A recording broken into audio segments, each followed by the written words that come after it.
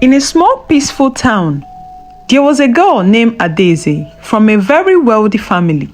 She was the daughter of Chief Ken, a powerful and respected man in the community. Adaeze had everything: beautiful clothes, expensive shoes, jewelries, and all the latest clothes you can think of. She also had a group of friends who admired her wealth and followed her around everywhere. At school, Adaeze ruled as the queen. No one dared to challenge her, especially not the poor. Then there was Ugonma. She lived in a small house with her mother, Nkechi. Ugonma didn't have fancy clothes, shoes, or a big house, but she was kind, smart, and hardworking. Despite being poor, she attended the same expensive school as Adaeze, which made everyone wonder how her mother was able to afford it. Adaeze and her friends couldn't stand Ugonma. They couldn't understand how a girl from a poor family could be in the same school as them. Adaeze's friends, Chika, Ifeoma, and Amaka, whispered behind Ugonma's back, calling her names. Poor wretched girl. They made fun of her old shoes and worn-out uniform. One day, Adaeze decided to make Ugonma's life even more harder. She gathered her friends and came up with a plan to bully Ugonma, making sure everyone knows that she doesn't belong there. They would trip her in the hallway, hide her school books, and laugh at her when she walked by. Ugonma tried to ignore them, but it was too hard to hold back the tears. Ugonma was strong. She refused to let the bullying stop her or stop her from studying hard. She had a dream of becoming a doctor one day, and she knew that education was her only way out of poverty. But every day, Adaeze and her friends made her feel more and more alone. One day, after a particular bad encounter where they poured water on her school bag, Ugonma ran home in tears. Her mother, Nkechi, noticed her daughter's sadness but didn't know how to help her. It is the word of the rich against theirs. Nkechi had her own worries.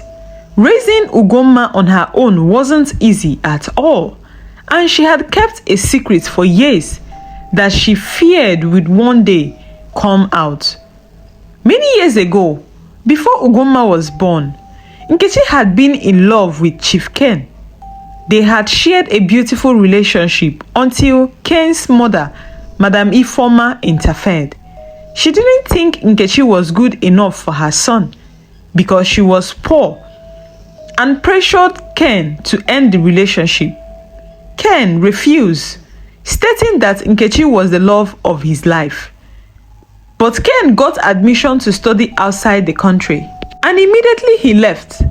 Ken's mother made sure that she seized the opportunity to make life unbearable for Nkechi. Heartbroken, Nkechi left the village and soon discovered that she was pregnant with Ugonma. Ken never knew about Ugonma. Madam Ifeoma had made sure of that. But deep down, Nkechi knew she would one day have to tell her daughter the truth about her father. At school, things were getting worse for Ugonma. Adaeze's bullying was relentless. One day, Adaeze and her friends locked Ugonma in a classroom after school. They laughed as they ran off, leaving Ugonma crying and pounding on the door. Luckily for her, a teacher found her hours later, but the damage was done. Ugonma felt helpless, and for the first time, she considered leaving the school. Meanwhile, Adaeze felt invisible. She loved the power she had over Ugonma and every other student, and enjoyed the attention from her friends. Everyone feared her because her father was the most wealthy in the community. But she had no idea that the girl she was tormenting was actually her father's real daughter. Madam Ifeoma, Chief Ken's mother, was the only person who knew the full truth. Years ago, She had discovered that Adaeze wasn't Chief Ken's biological daughter. Adaeze's mother, Ugonma, had an affair with another man before she got married to her son. But because of Ugonma's wealthy home and influential family, she decided to keep it a secret just to gain more power with the family. Madam Ifeoma didn't tell anyone because she feared the scandal will ruin her family's reputation and her urge for power. Instead, she decided to keep Ugonma's secret and control her through the guilt. At school, Ugonma's spirit was crushed. She felt alone and unwanted. The only person who seemed to care about her was her teacher, Mrs. Nneka, who had noticed the bullying. But because of the wealthy and influential father that Adaeze had, nobody was able to touch her in the school. One afternoon, Mrs. Nneka called Ugonma to her office. "You are stronger than you think, Ugonma," she said softly. "Don't let them break you. You are a good girl. Concentrate on your education.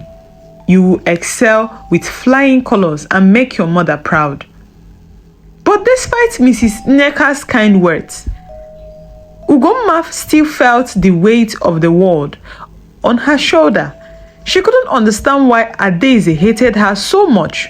Meanwhile, Chief Ken was busy with his business, unaware of the drama unfolding between his daughter, Adaeze, and the schoolgirl, Ugonma. He had no reason to suspect that anything was wrong at school, especially since Adaeze seemed happy and successful with her education. He had no reason to think that his daughter was a bully at school.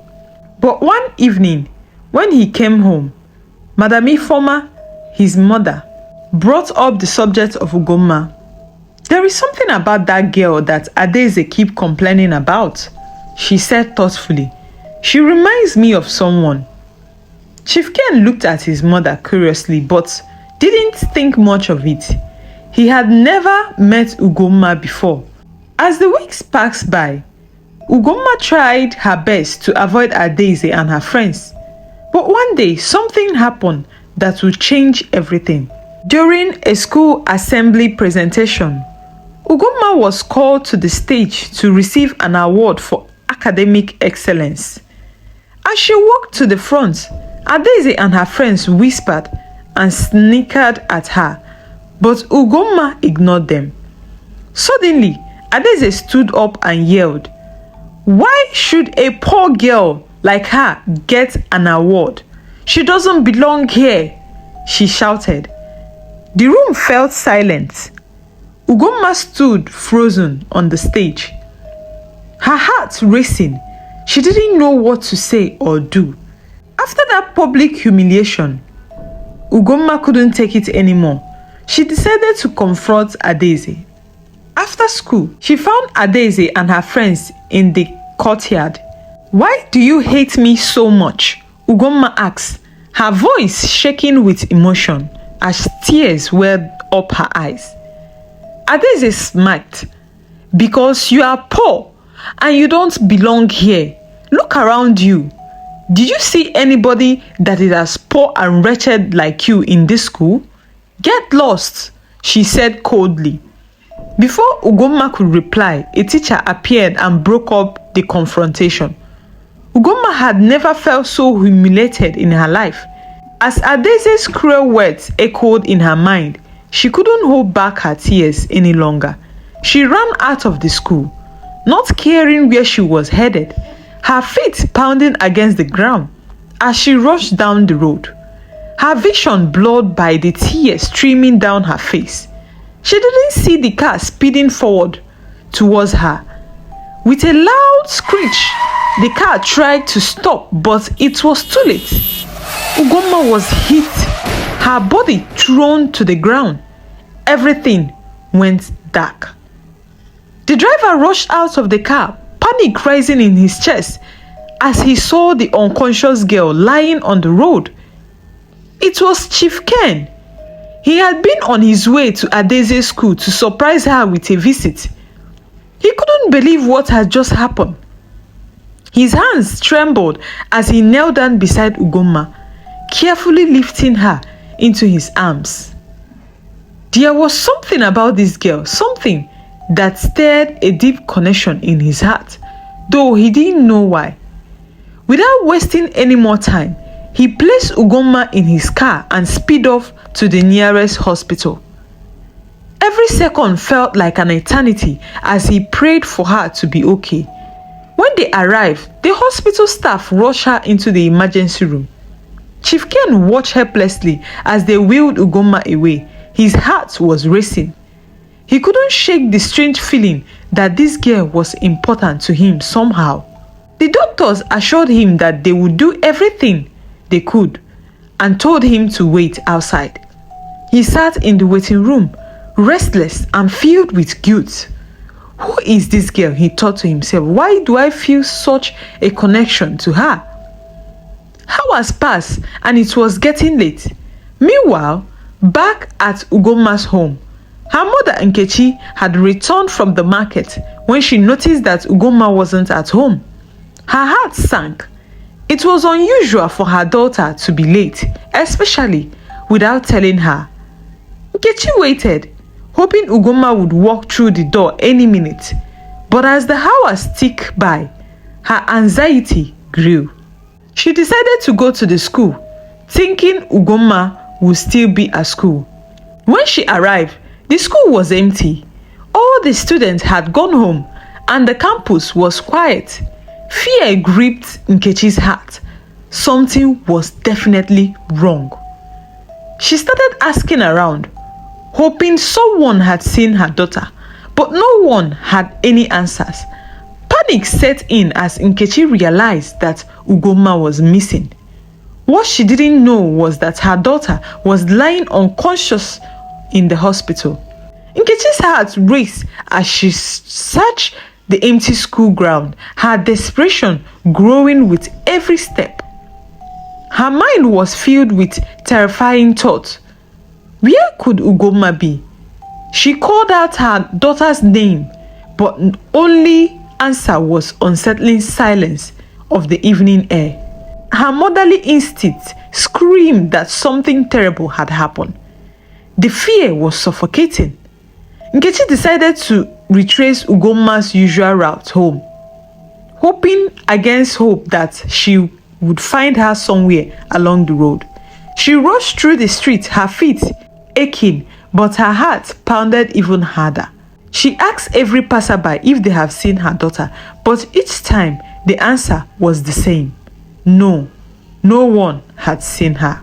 As the sky darkened, Nkechi's panic became unbearable.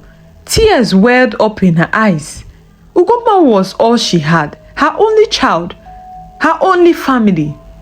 How could she be missing? What if she was hurt? The thought of something happening to her daughter tore her soul apart, and she whispered a prayer as she hurried on.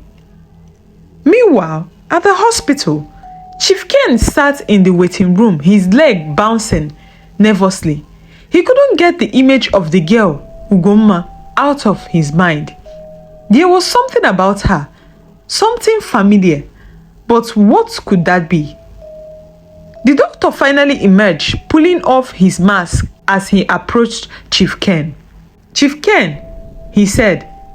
Ken jumped up his feet. Yes?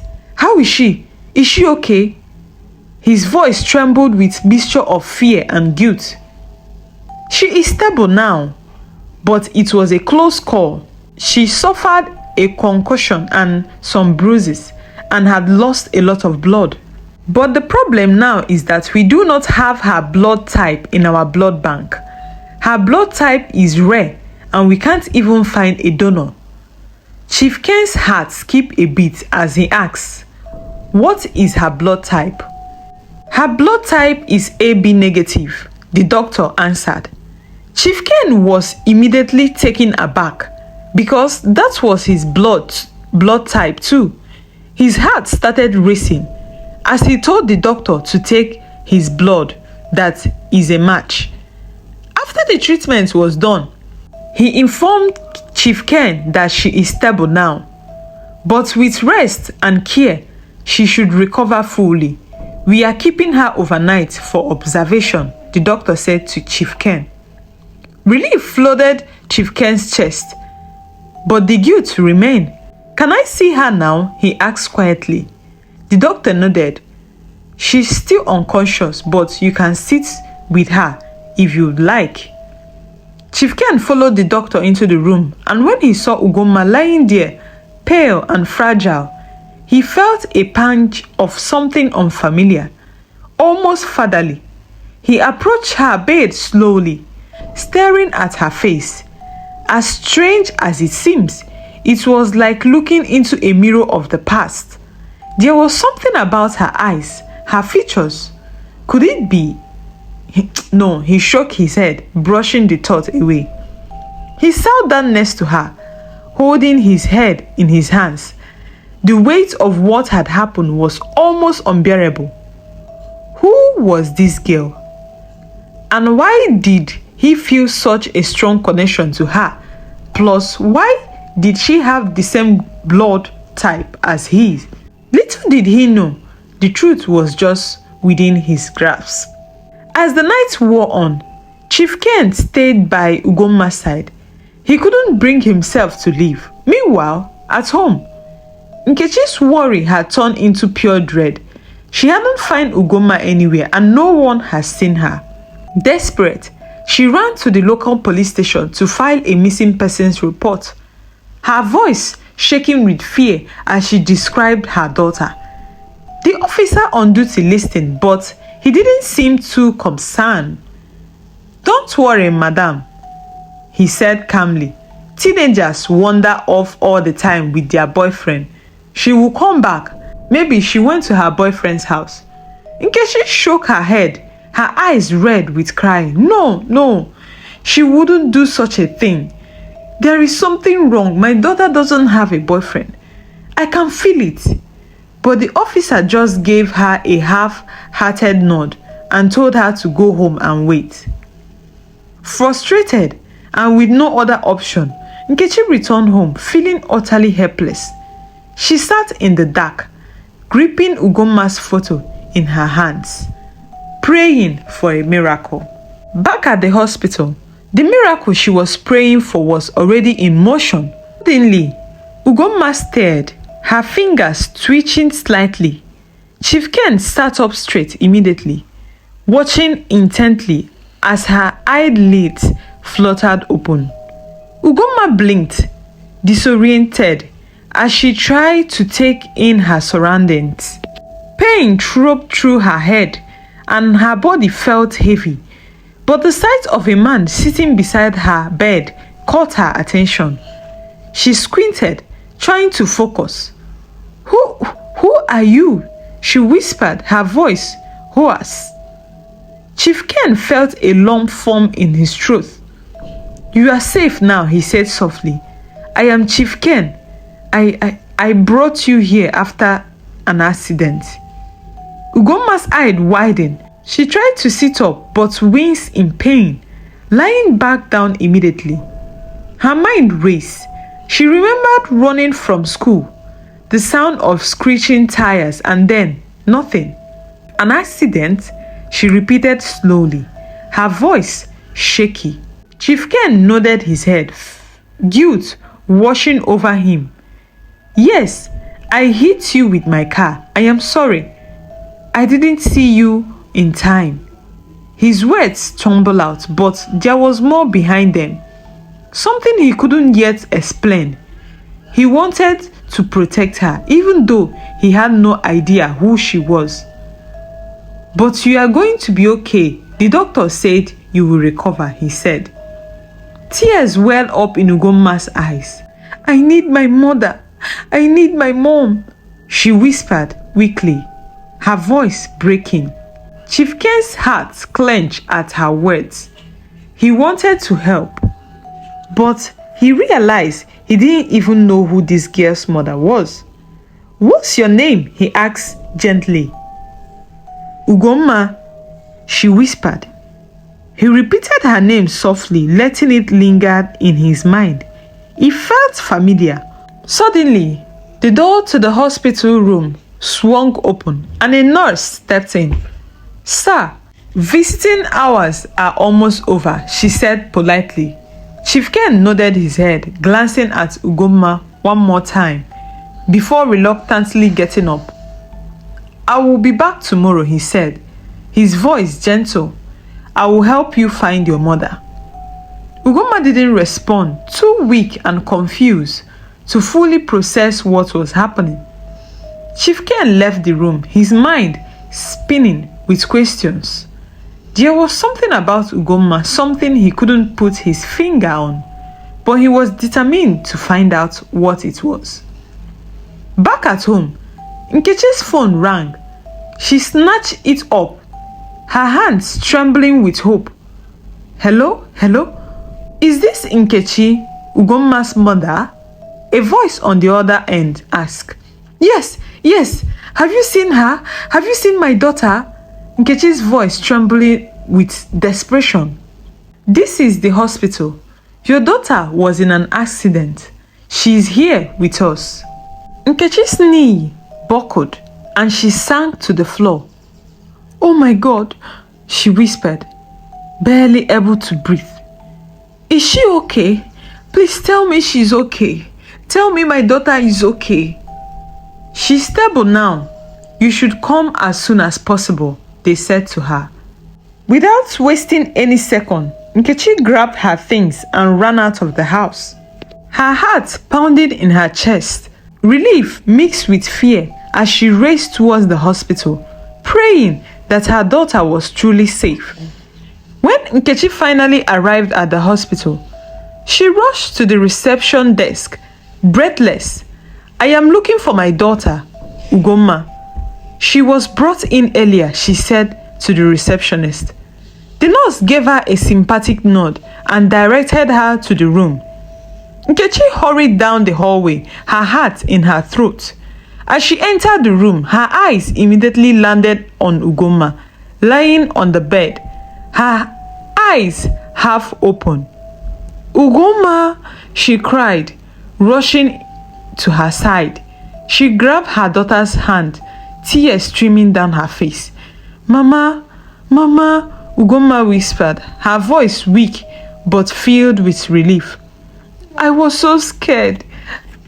Nkechi kissed her daughter's forehead, her tears falling onto Ugonma's cheeks. "Thank God you are okay. Thank God you are okay, my child," she whispered, her voice thick with emotion. "I was so worried, my daughter. I thought I have lost you." As Nkechi held Ugonma close, a strange sensation came over her. She could feel the weight of something shifting, as if the world around her was on the verge of unraveling.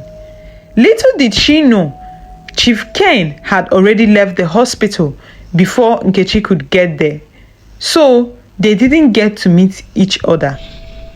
Nkechi clung to Ugonma, her body trembling with relief, but also with a strange, unshakable sense of dread. "I am here now, my child. Mama is here. You will be fine, I promise," Nkechi whispered, stroking Ugonma's hair softly, her eyes filled with tears once more. Ugonma nodded weakly, her grip tightening around her mother's hand. "Mama, there was a man. He brought me here. He said his name is Chief Ken," Ugonma murmured, her voice faint. Nkechi froze. Her heart seemed to stop for a moment, her blood turning cold. Chief Ken? The name sounds familiar. The name struck her like a lightning bolt. Her mind raced. It raced back years to a time she had long buried deep in her heart. Could it be? No, it can't be him. Nkechi's hand trembled as she looked at Ugonma's innocent face, so unaware of the storm brewing beneath the surface. How could this be happening? How could Ken be the one who hurt their daughter, the one sitting beside her in the hospital room, the man who had abandoned them? "Mama, Are you okay? Ugonma's weak voice pulled Nkechi out of her countless thoughts. She wiped her eyes quickly, forcing a smile. Yes, my daughter. I am okay. You just need to rest. Don't worry about anything now, Nkechi said, her voice strained but calm. But inside her heart was in turmoil. What do I do? She thought frantically. Just then, the door cracked open. Nkechi turned sharply, her breath catching in her throat as Chief Ken stepped into the room. His face lined with worry and uncertainty. Their eyes locked, and for a moment, the years between them vanished. The past flooded back in one overwhelming wave. The secrets, the lies, the betrayal. Nkechi? Chief Ken whispered, his voice heavy with disbelief.